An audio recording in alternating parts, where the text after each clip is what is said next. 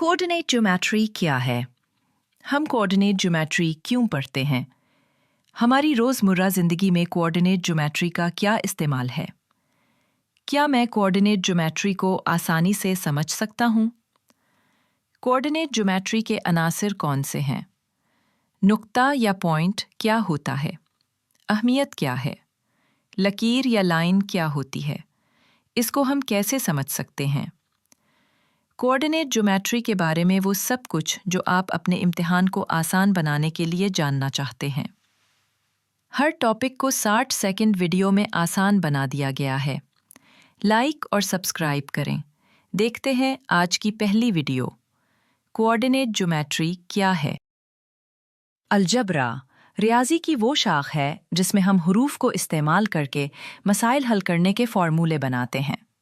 Geometry वो रियाजी है जिसमें हम अपने इर्द गिर्द पाई जाने वाली शक्लों को जानने की कोशिश करते हैं। कोऑर्डिनेट ज्योमेट्री वो रियाजी है जो नक्शे पर हर चीज़ की सही जगह दिखाती है।